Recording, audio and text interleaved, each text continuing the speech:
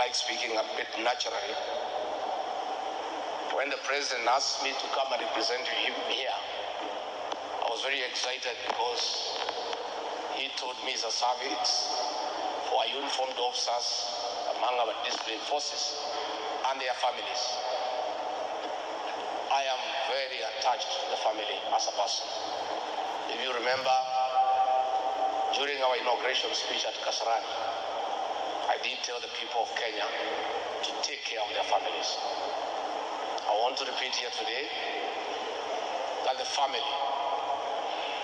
is an important ingredient in your life. When things don't go the way you want, when life becomes a bit difficult, when the world seems to be tilting in a different direction, when everybody else looks to the other side, the family will always be there for you.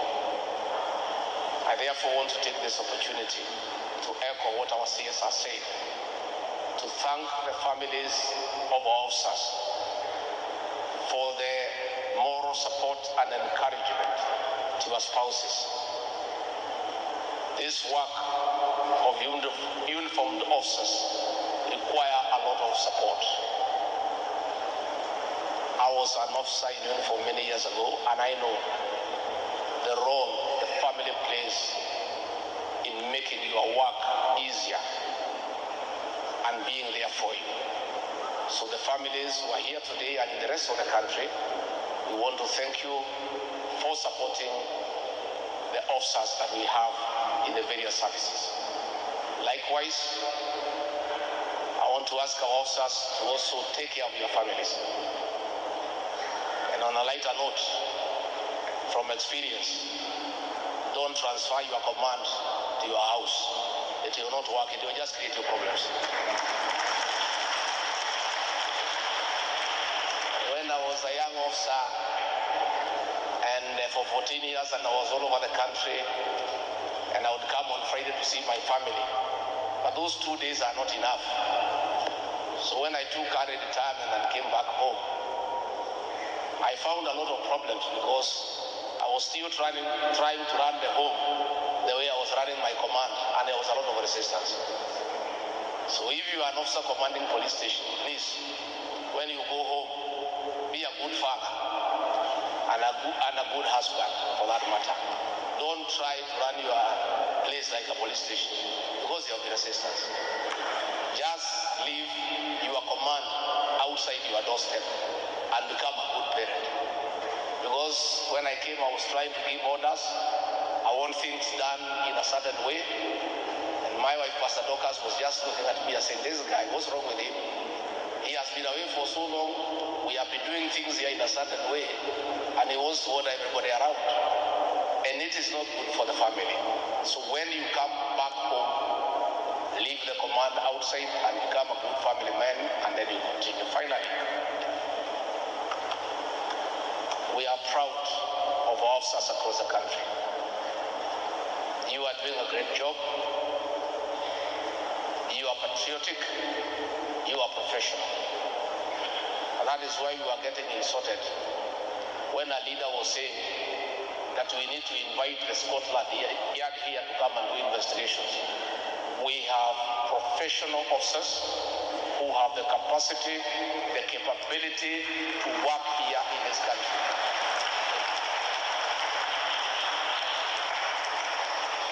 And if we get stuck along the way and we need help from foreigners, we shall say so ourselves.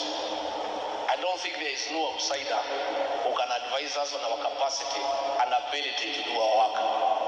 I think that is a little bit meddlesome. We have very professional officers in all formations in this country. And our problems in this country will be solved locally by our Kenyan officers for the benefit of the Kenyan people. Because that is the way it should be. I want to take this opportunity to urge our officers, please, as you undertake your duties, be guided by the Constitution. This is a country of the rule of law. For officers in the National Police Service, National Police Service standing order are there to guide you. If you want, in your duties, please study and follow the Penal Code, Cap 63. Please study, internalize, follow the Criminal Procedure Code, Cap 75. Be guided by the Evidence Act, Cap 80. If you work around those 5 documents, you are good to go. This new administration discourages from the word go any officer to accept, to obey unlawful orders that are contrary to the Constitution, the rule of law, the National Police Standing Orders, and the various laws of Kenya that govern your work. And if you follow the law, you will be a very good officer. And if your seniors insist that you follow unlawful orders, be kind and ask them to give you something little in writing. Chances are 9 to 10, they will just abandon that matter and they will not raise it again with you. Let us follow the law. This is a country governed by the rule of law. This is a country that has respect for the Constitution. And that is why the President has indicated, and rightly so, and I re-emphasize, that this government will not accept, under any circumstances, extrajudicial killings. His Grace has blessed the tools of trade here. Those tools of trade that have gotten his blessings here are for protecting life and property. We cannot turn those tools to harm the very people they are supposed to protect. So let us be professional, let us respect the Constitution, let us uphold the rule of law, let us work in accordance with the National Police Standing Orders, and this will be a good country. Finally, I am aware that all of you in the discipline services listened to us during the campaign, and most of you followed the unveiling of our manifesto. We did say that within 100 days, we will roll out a task force to review the terms and conditions of your service with a view of looking at your salaries and allowances, with a views of looking at housing and other aspects that will dignify your work and your families. I'm aware a few officers are impatient. The day before yesterday, I was going somewhere and I met an officer as I was passing, and he looked a little bit not himself. I think he had taken something, but surely it was not your water. And he asked me, wewe Rigiji, si mlisema ndani ya siku 100 mutaleta kamati ya kuangalia mishahara yetu? I want to tell you, please, usituharakishe. Don't count the 100 days from the day we were elected, the 9th of August. Start counting from 13th of September when President William Ruto was sworn in. Those days have not expired. They'll expire on the 24th of December. In the next 2 weeks, President William Ruto will unveil a task force to review your terms of service and condition.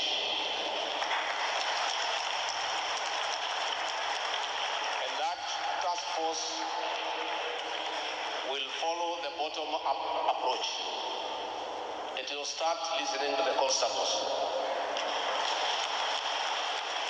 Then it will listen to the corporals.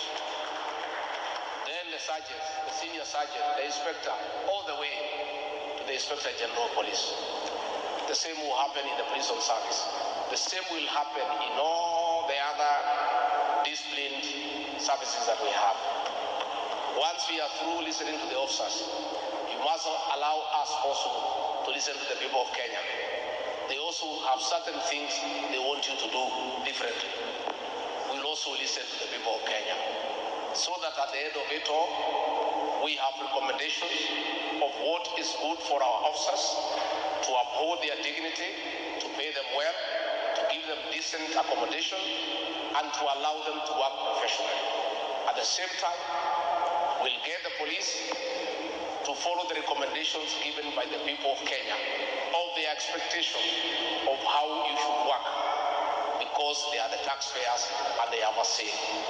So once that task force has been rolled out, I want to urge our officers across the country, avail yourself to give your views, and we'll make arrangements that the team comes across all the counties to listen to your views.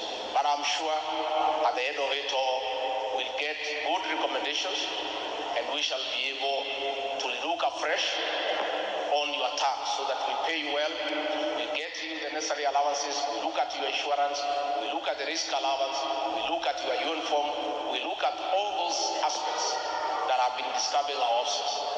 And admittedly, CS, we have had serious challenges across the country of increased incidents of suicide among our officers because of the problems that are there in the service. Because for the last 10 years, nobody has ever looked at the welfare of these officers. And because of the pressure of work and the cost of living, we have had very unfortunate incidents among our officers, and the government is well appraised of that situation. And that should be addressed as we go on. So mimi nimeshukuru sana. I want to say thank you very much. Continue doing the good job you are doing. We are behind you. Give the necessary support. The Commander-in-Chief is up and running. He is a very active president. He'll be all over the country. And when you see him, also say Jambo, and if there are issues, raise them with him directly. Hii ni serikali ya watu ya hapa chini. Hakuna uoga mingi. If you come across the president, you have an issue, there is no problem. You raise it with him, and it will be taken in good spirit. For our DIG Bogwa, I've heard what you have said. We want on behalf of government to thank you for patriotic and exemplary service to the police force for so many years. We want to thank you. You have really served this country with honor and distinction. You are a senior citizen, and when your time comes, you will be accorded the due dignity and respect that is commensurate to the service you have given the police service and to the people of Kenya. Asanteni sana na Mungu awabariki. Thank you very much.